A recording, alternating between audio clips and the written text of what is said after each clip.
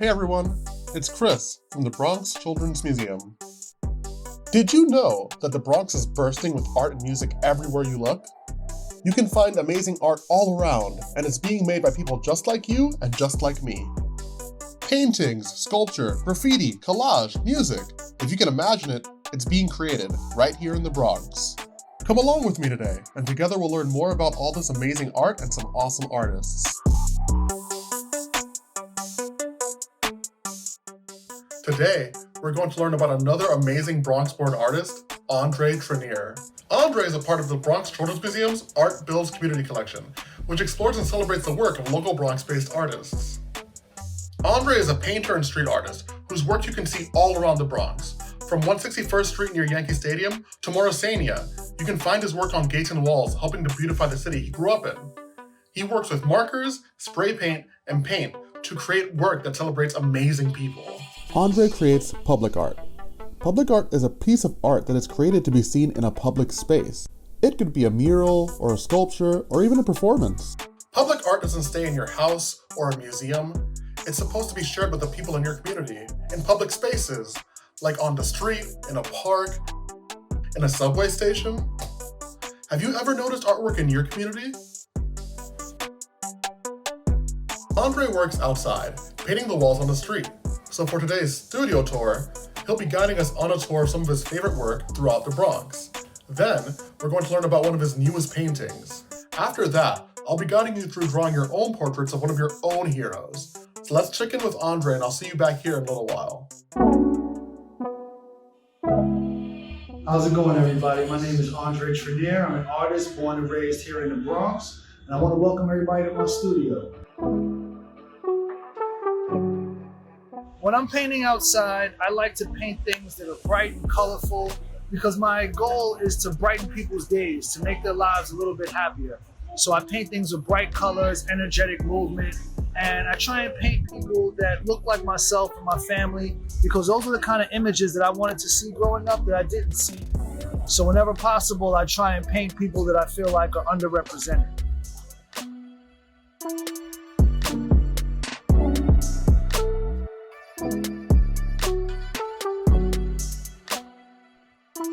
One of the great things about being an artist is being able to beautify the place where you live. So I live in the Bronx, so I like to paint here in the Bronx. And I get to paint a lot of stuff here by Yankee Stadium on 161st Street of all of the great Yankee players that have been over history.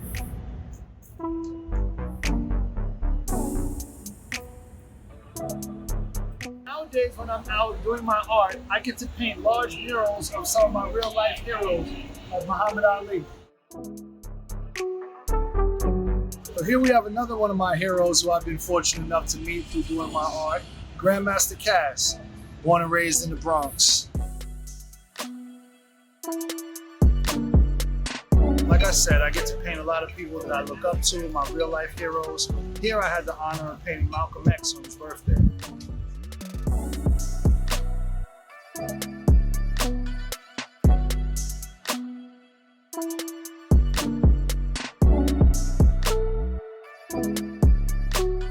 Here is a mural I painted of the revolutionary Chairman Fred Hampton.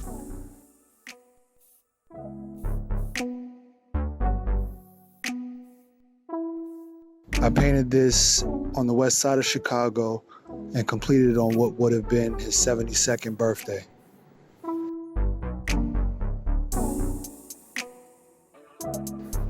Chairman Fred Hampton was the leader of the Black Panther Party for the entire state of Illinois. I want to thank you guys for joining me today, watching my process and seeing some of my work. Hopefully you guys enjoyed yourselves. Maybe you guys learned something. I want to see what you guys get a chance to come up with when you have a chance to create something on your own. Back to you, Chris. Thanks, Andre. It was really cool seeing how you work and make huge paintings of your heroes. I'm so excited to see what Andre is going to create as part of our Art Builds community program. By taking inspiration from some of the kids that we work with, he's going to create a beautiful mural inside the museum for everyone to enjoy, just like he does with his public art. Public art is super important to the culture of New York, especially in the Bronx. It would be hard to find a neighborhood in the Bronx that doesn't have at least a few pieces of public art for everyone to see and enjoy. Public artists have the power to share what they think is important with everyone who walks by their work, and Andre uses this power to share portraits of people he looks up to with the neighborhoods that he works in.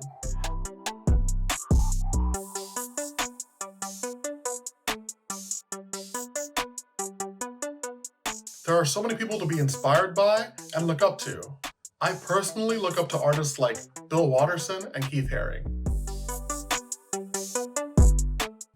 They never changed the way they made art, no matter what anyone said. So who's someone you look up to? Instead of just telling me about them, let's draw a portrait of that person. Andre uses a lot of techniques when he creates his portraits, but he usually starts with a drawing or a sketch. Let's learn to draw a face together and draw a portrait of the person that we look up to. All you're going to need is a pencil, a piece of paper, and some crayons. So let's get started and learn how we can draw a portrait of someone that inspires us and someone that we want to be more like. Just a quick heads up before we get started drawing our portrait.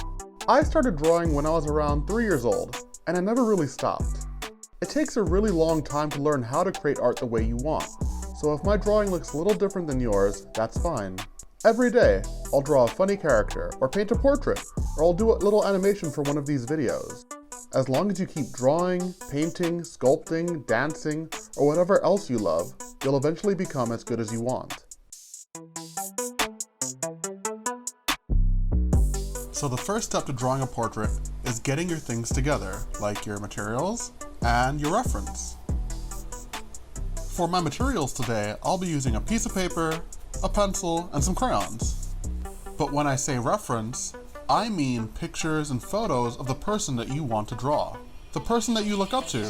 So today, the person I choose to draw and the person that I look up to will be our former First Lady of the United States, Michelle Obama.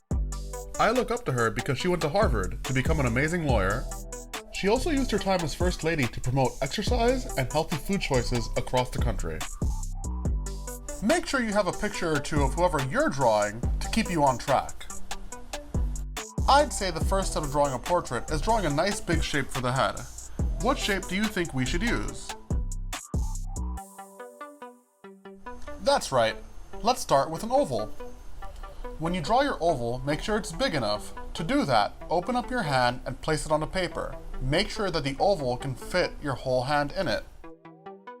Being a grown-up and all, my hand's pretty big, so this trick won't work for me. But for you guys, your hand should be the perfect size to fit an oval around. After you have your oval down, let's move on to drawing our eyes. Now, eyes come in a ton of different shapes and sizes, but you can usually find them about halfway down your head. A good way to find a place to put your eyes is to find the middle of your oval and place your eyes surrounding that point. Make sure that when you draw your eyes, they're about the same size. After that, just pop a circle inside and you have a perfect eye. For Miss Obama's eyes, I'll be using almond shapes, but then changing them slightly to make it look more like her actual eyes. When drawing, use basic shapes as your base or guide, and then add details to make them more complicated. We'll be doing that a few times in this drawing. Let's focus on drawing the tip of the nose next. There's a million ways to draw noses, because there's a million noses out there. A good way to draw the nose is to break it down to its basic parts. What shape is the tip of your nose? How long is the bridge of your nose? When I draw self-portraits of myself, I tend to use a circle for the tip of my nose. What do you see in your reference? Feel free to use any shape you'd like to make the nose look just right. In this next part, we're going to focus on the head shape of our portrait. You'll notice I'm using the oval as a basic guide for myself and then making changes to it to make it look more like Miss Obama. Michelle Obama has an amazing smile and her cheeks stick out whenever she does it. I made sure to change the oval head shape so that you can see that clearly. Drawing a mouth is simpler than you would think. Like in most drawing, the key is to break it down to its parts. What parts of the mouth do you see? In my reference, Miss Obama is smiling. The parts of the mouth I notice are the upper lip, the lower lip, and her teeth. Knowing that she's smiling, I know that the top lip and lower lip get stretched out a bit because the mouth is open. The shape of the mouth will change a lot depending on what emotion the person is showing. In your portrait, are they happy? Are they mad? Are they excited? Make sure to keep that in mind when you're drawing the mouth. Let's move on to some final details, like her hair. I know when you're drawing hair, it seems like it makes sense to try to draw each and every piece of it. But it's actually better if you look at your reference and try to block out all the big shapes you see in the hair. Like the nose and lips before, focus more on the general shape of things. You can add details later, like stray hairs or a hairpin, after you get the general idea down. Let's move on to coloring. So I'm using crayons here, and the first thing you should notice is that I'm not using just one color to color one thing. I'm going to layer my crayons over each other. By layering and combining crayons, I can create new and interesting colors on my drawing.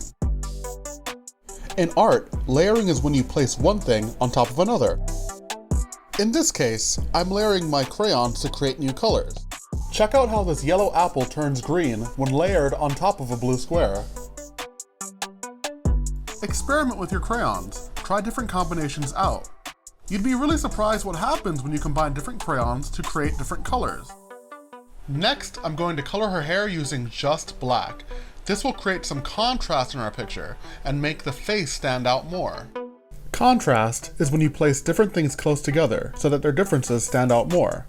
For example, check out this yellow circle. It's kind of hard to see, right? If I place this purple square behind it, its contrast increases and it stands out much more. I'm also going to use black and brown to color in her eyebrows and her eyes. After, I'm going to use yellows and greens to color in her earrings and her dress. Last but not least, I'm going to use light blue and dark blue to color in the background. And there we have it. That's our portrait of Michelle Obama. Now that may have gone by pretty fast, but let me assure you, portraits aren't easy. When preparing to make this video for all of you, I did a bunch of practice drawings, like these. For some of these, I gave myself a 2-minute time limit. For others, I didn't let myself look at reference. For one of them, I only used a ballpoint pen and gave myself an hour. This was all to prepare to draw one portrait of her. I'd say some of these are more successful than others, but it just goes to show you that drawing and learning are a process, and if you don't get it right the first time, that's alright, try again. After all, I've been drawing every day since I was a kid, just like you. Let's check out some other fantastic artwork from kids who've worked with the museum before. You can tell they really tried their hardest and put their all into their work. And if you can do that, you'll be an amazing artist in no time. I hope you all had a lot of fun learning about Andre Trenier and drawing a portrait with me today. I'm sure all of your portraits are amazing, and I'm also sure that the person you chose to draw would be happy to know that you look up to them.